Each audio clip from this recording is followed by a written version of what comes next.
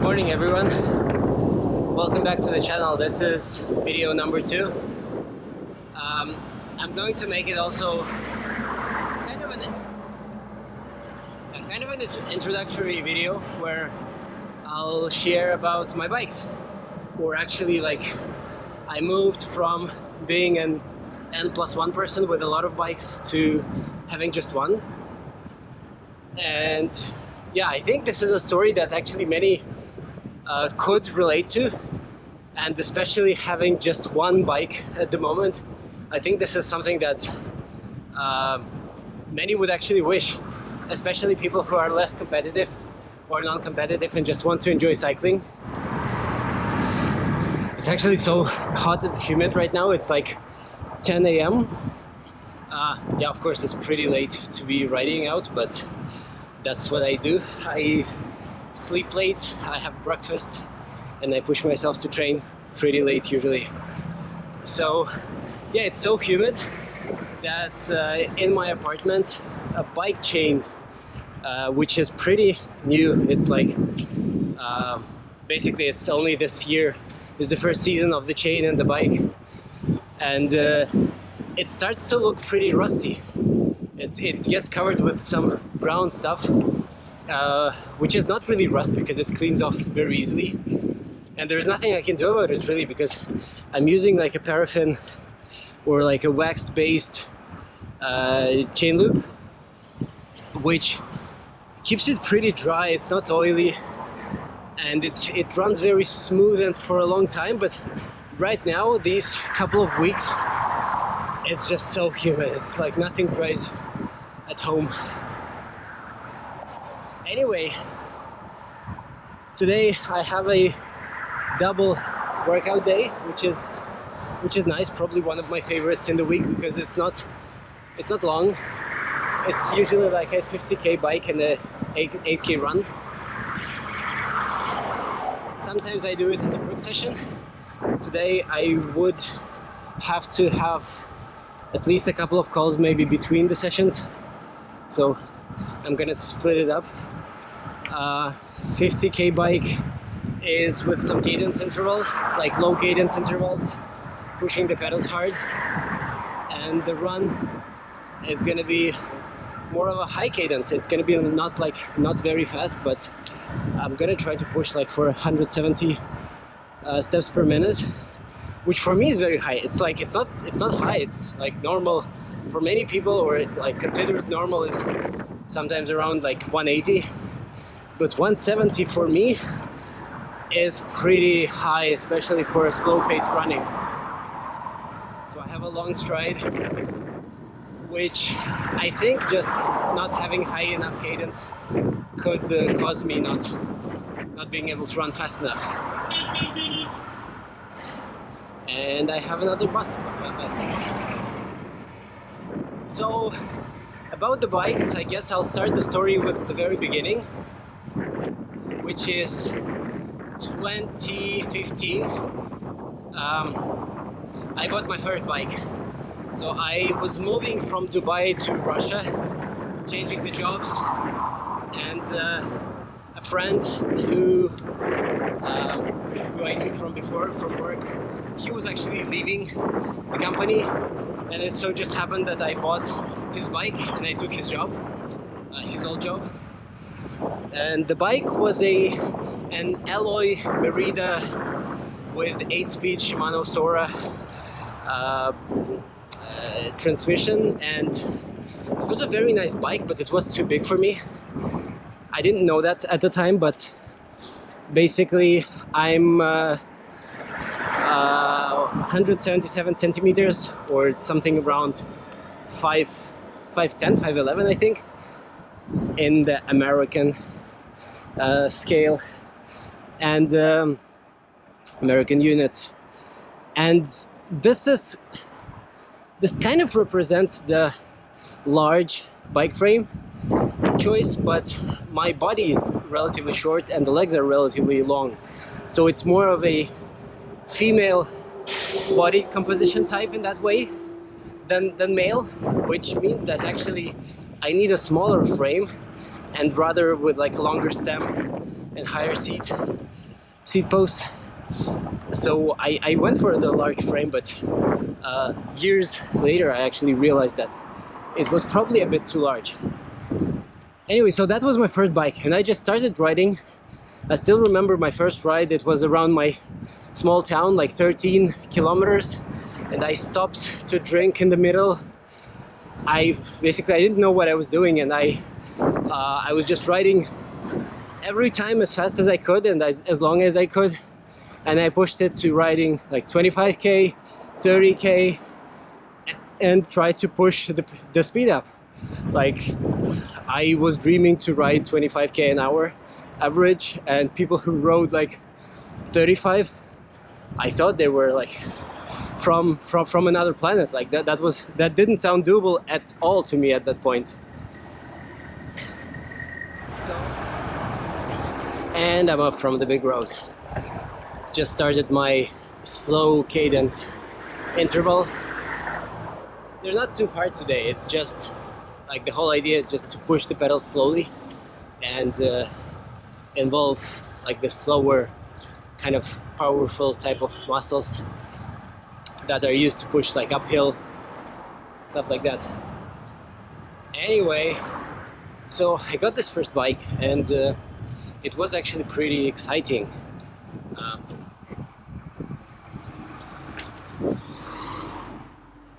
And I think this is pretty much true for all the sports, or many of the sports that are not as technical.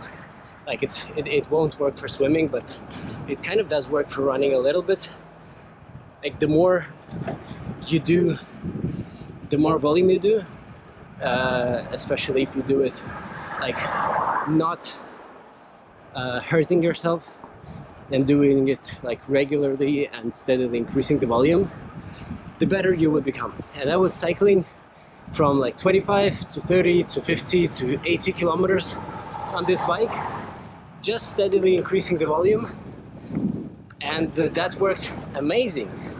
So next year I tried to commute to work once, and I got myself into into some wire on the road, which ripped off my rear derailleur. And that was kind of nasty, because I tried to basically do all the mechanical work myself, and now I know that at this moment that okay, there's a derailleur hanger, which is unique for the bikes, and I found a shop that was actually making those, and you could send a picture, they would recognize it, and they would make one for you. So I replaced the derailleur, and at this moment I was realizing that okay, I think I'm more serious into cycling now, and I want something more capable, especially something for the off-road also, because I had like a very old mountain bike that's I don't know, it was maybe like 10-year-old at the time already,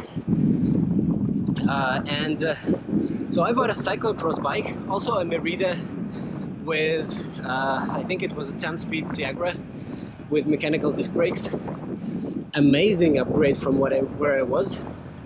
Also alloy frame, and yeah, I just started riding more, and this was the year when I discovered triathlon for myself. I tried to do 2 events myself, like a sprint distance and Olympic distance. Even put some aero bars on this cyclocross bike. But yeah, of course, I started with a road bike. So for the cyclocross bike, I had the regular tires and the narrow 28 millimeter slick tires. So I was kind of riding it as a road bike. And I think I was basically doing a gravel bike setup before that was the thing. So later on, I got more serious with the triathlon. I got a coach. I realized that I would probably need a carbon bike, like something that is just a little bit more agile and stiff. And then I did something what I think most should do, which is not a bike fit, but it was actually a measuring session with a bike fitter, who simply told me like what kind of size of frame I need, what kind of everything I need for my bike. And I realized that, okay, I actually need like an S size, like a small size frame. And that was my next switch from a large frame bike to a small size bike, small frame. It was super nice. It was a different feeling. You can actually you can easily tell that one bike is just too long, and especially if you're a beginner like I was not flexible for the large frame, and it felt always like reaching out too far. So I'm on my first carbon road bike, and of course every bike before that I was selling. Like the first one where I broke the derailleur, I just actually fixed it with all the new cables and everything, new derailleur, and I sold all of the bikes, and I was moving like to a new one while selling a different one. But the next road bike that I bought, that was 2017. That bike was for me with me for the next 5-6 years. Basically, I sold it just last year, at the end of the year, and yeah, that was my go-to road bike. It was perfect. It had like 105 at the front, Shimano 105, Ultegra 6800 on the back, rim brakes, all you can want. And so basically, while I had this perfect bike for like almost anything, like as a road bike, I started to look into specificity more. And there was another cyclocross bike in the family on a small frame that we bought for my wife, which actually was on the higher end size for her, but on the lower end of the size, actually perfect for me. And I started riding that also more, as my wife didn't really get into cycling. And yeah, then at some point I got a hardtail mountain bike with 27.5, 2.6 inch, pretty big tires. Then that one I did sell because cross-country mountain bike is a little bit too much. I didn't really go that far off-road, but I kept this other cyclocross bike. I put on some winter tires on it for the actual riding in winter. And then in 2017 I bought a triathlon bike, a Canyon Speedmax 105 group set, basically I would say a triathlon bike of the people in a way. And so there I have it. Like, I was moving with, first I was selling the bikes I didn't need, but then I actually got to just buying more and more. And at the time I had 3 bikes. Each one would serve its own purpose. A road bike for everyday training, TT bike for triathlons with no drafting, and then a cyclocross bike for winter riding, for commuting, and for just doing a little bit of off-road riding. And yeah, I upgraded the wheels to carbon deep section ones for the races. And it was so, while I was doing more and more training, I was racing like 6, 7, 8 triathlons a year. But then last year I basically started working more from abroad because all my clients are like in Europe, and I ended up just not riding my bikes and not needing all the variety. Also what happened over the last few years was that I was training in summer in often in areas where there's like a lot of traffic and where the roads are not, like, they're narrow, they're not that good. So road bike was just a little bit harsh for that. So I was thinking, like, what if there's an option with like a gravel bike to do it all? And I got my inspiration from the bike called 3T Explorer, which is like an aero framed gravel bike, which looks like basically you can stick road wheels and it should perform just as like a road bike. It was something was about it. Like, I thought I could train like on it as a gravel bike with my road position but gravel tires, not worry about the quality of the road, and then and then just go to the road and do the racing on the race wheel set. And maybe if I get like a seat post with like a reverse offset, maybe I could race TT with clip-on aero bars and just not have as many bikes. Of course, I understood it would lose like the specificity, but there was just too many bikes that I didn't really see because I was traveling. And yeah, the thought process was that maybe I could move to just one bike. And here I was. End of last year, I decided to make the switch.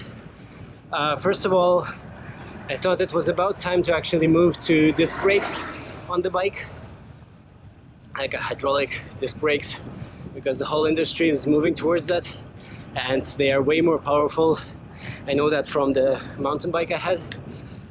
And basically I decided to sell all my bikes.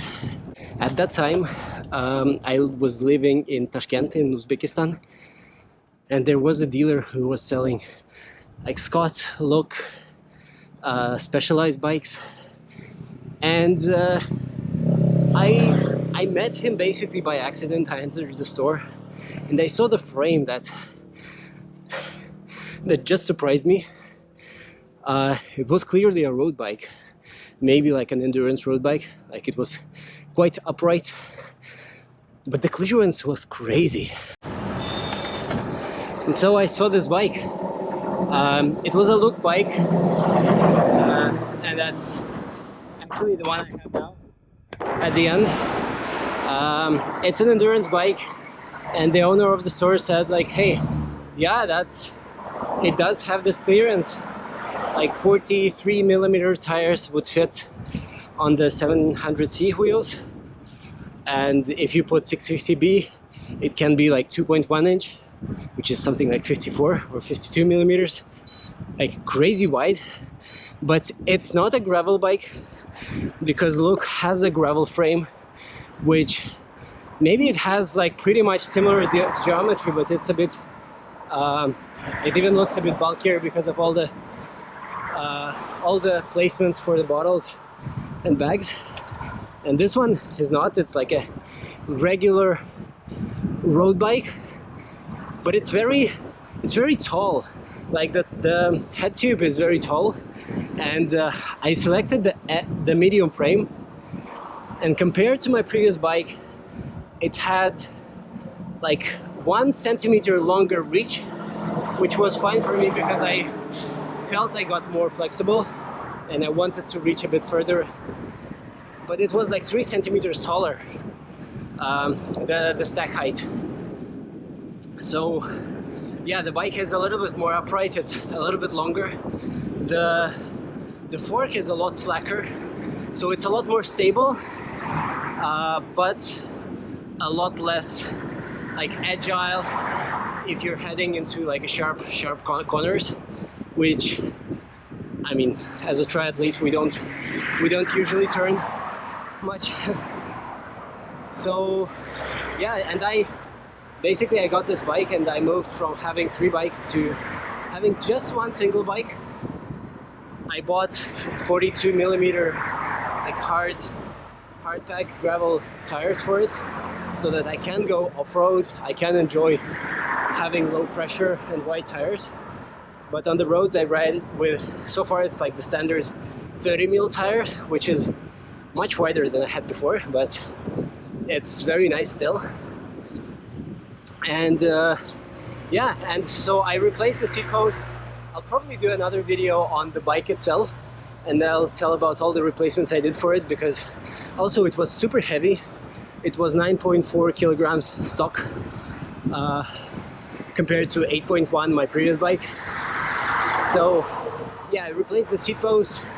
I brought my clip-on aero bars, and now I have a single bike that is supposed to cover all my needs for the next couple of years, unless like if I stop traveling, maybe I would get a TT bike again, but I definitely don't need a gravel bike anymore because I have this one.